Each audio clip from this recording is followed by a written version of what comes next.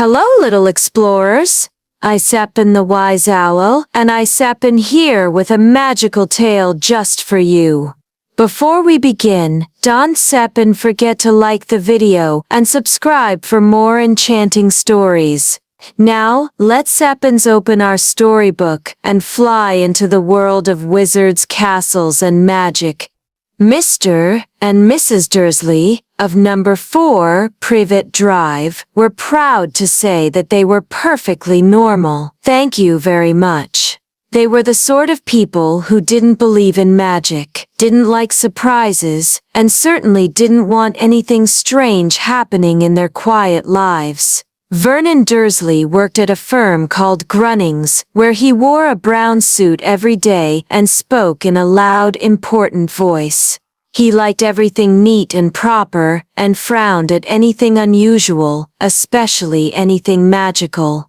Mrs. Petunia Dursley spent most of her time peering out the window, spying on the neighbors. She had a long neck, perfect for looking over fences and around corners. She always looked suspicious, as if the world might suddenly go wrong. Their baby son, Dudley, was as chubby as could be, and screamed when he didn't get his way, which was often. To the Dursleys, life was good, simple, and completely normal. But something magical was about to change that. Forever. But on the morning that changed everything, something very unusual happened.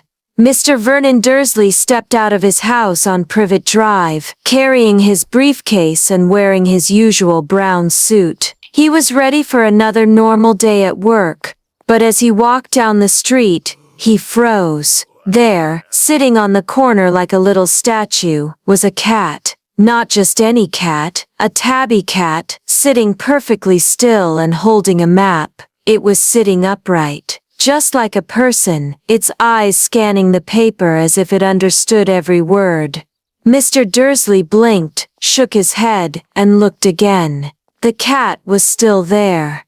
A moment later he noticed people walking by, not in normal clothes, but in long flowing cloaks. They whispered to each other, smiling and laughing quietly.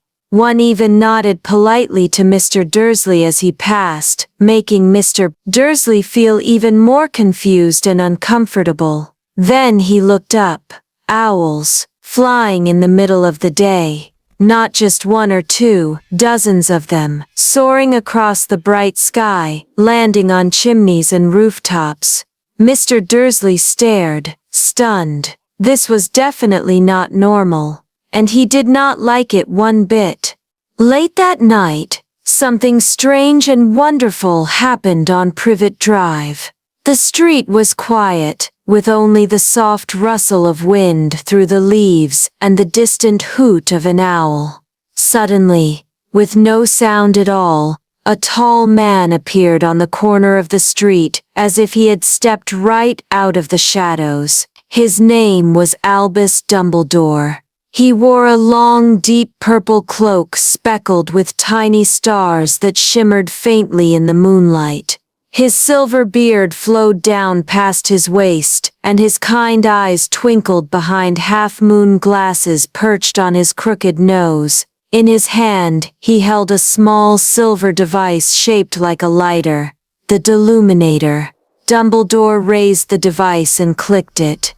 With each click, a nearby street lamp blinked out, one by one, until the entire street was bathed in darkness. The stars above seemed to shine brighter now. He moved slowly and deliberately, his footsteps quiet on the pavement.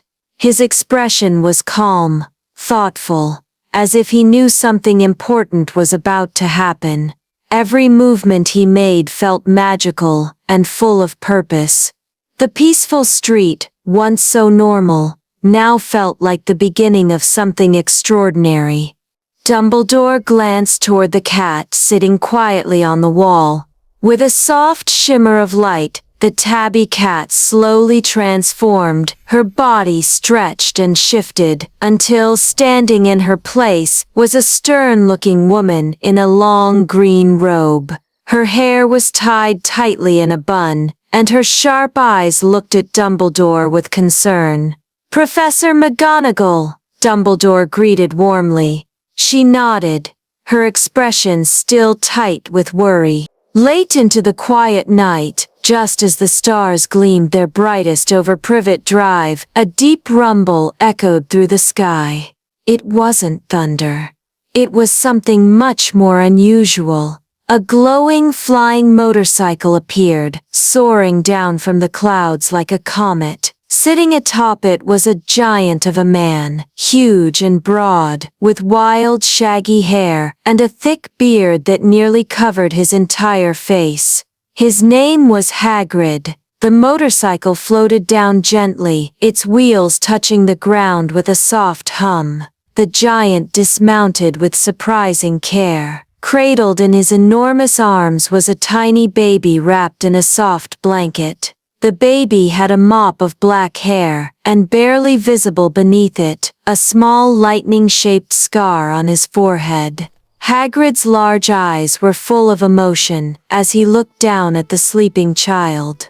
"Harry Potter," he whispered softly, his voice gruff but tender. Dumbledore stepped forward from the shadows, his expression calm and kind. With great care, Hagrid passed baby Harry into his arms. The quiet street, lit only by moonlight and stars, stood witness to this quiet moment, the beginning of a legend. Late that night, under the soft glow of the stars, the three figures stood quietly outside. Number 4, Privet Drive. Dumbledore, his long cloak swaying in the breeze, gently cradled the tiny bundle in his arms. Baby Harry, fast asleep and unaware of the destiny that awaited him. With great care, Dumbledore bent down and placed the baby on the doorstep, nestled in a warm blanket. Tucked under his small arm was a letter, one that would explain everything when the time was right. Professor McGonagall, now in her human form, stood nearby with her arms folded tightly, her sharp eyes full of worry. She didn't say a word, but the look on her face showed just how deeply she cared. Hagrid, towering over them both, sniffled loudly and wiped a tear from his cheek with the back of his giant hand. "Good luck, Harry," Dumbledore whispered softly. The three of them stood there for a moment longer, their hearts heavy. Then, without another word, they turned and walked away, their shadows stretching behind them. As they disappeared into the night, an owl soared silently above, and the street returned to stillness. A legend had quietly begun. Late at night, under the starry sky of Privet Drive, baby Harry Potter was left sleeping peacefully on the doorstep of number 4. Wrapped in a blanket, a letter tucked beside him, he had no idea that his name would one day be known by wizards and witches all over the world. For 10 years, Harry lived with the Dursleys, Aunt Petunia, Uncle Vernon, and their spoiled son Dudley. They treated him terribly. He slept in a cupboard under the stairs, wore Dudley's old clothes, and was never shown any love. Harry didn't know he was special. He only knew he was different. But on his 11th birthday, everything changed. A giant man named Hagrid burst through the door of the hut where the Dursleys had taken Harry to hide. Hagrid handed Harry a letter that told him the truth. Harry Potter was a wizard, and he had been accepted to Hogwarts School of Witchcraft and Wizardry. Harry couldn't believe it. A wizard? Him? But as Hagrid explained more, the pieces started to make sense. Strange things always happened around Harry, like glass disappearing at the zoo or his hair growing back overnight. Soon, Harry was off to Hogwarts. He boarded the Hogwartsexpress from platform 9 3/4. On the train, he met 2 students who would become his best friends, Ron Weasley, with red hair and a big family, and Hermione Granger, clever and book-loving. They also met Draco Malfoy, a rude boy who thought he was better than everyone else. When they arrived at the grand castle of Hogwarts, the new students were sorted into 4 houses. Harry, Ron and Hermione were placed in Gryffindor, the House of Bravery. Draco Malfoy went to Slytherin. At Hogwarts, Harry learned how to cast spells, fly on a broomstick, and brew potions. He met amazing teachers like Professor McGonagall, Professor Snape, and the headmaster, the wise and kind Albus Dumbledore. But something strange was happening at the school. There were whispers of a mysterious object hidden in the castle, the Sorcerer's Stone, which could grant eternal life. And Harry kept noticing odd things: a 3-headed dog guarding a trap door, a troll in the dungeons, and dark figures sneaking around. Harry, Ron and Hermione began investigating. They discovered that someone was trying to steal the stone, and they believed it was Professor Snape. But as they dug deeper, they found out the truth was far more dangerous. It was Professor Quirrell, the shy and nervous teacher, who was after the stone, and he wasn't working alone. He was being controlled by none other than Lord Voldemort, the dark wizard who had killed Harry's parents. Harry bravely faced Quirrell and Voldemort in a hidden chamber deep beneath the school. With the help of his mother's love, which protected him like a powerful charm, Harry stopped Voldemort from getting the stone. In the end, Dumbledore explained everything. The Sorcerer's Stone was destroyed to keep it safe. Harry had shown great courage and proved himself a true Gryffindor. When the school year ended, Gryffindor won the House Cup thanks to the bravery of Harry and his friends. Harry returned to the Dursleys for the summer, but this time he knew something he hadn't before. He was a wizard. He had a place where he truly belonged, and his adventures had only just begun. And that, dear little wizards, was just the beginning of Harry Potter's magical journey. Many more adventures await him at Hogwarts, but those are tales for another night.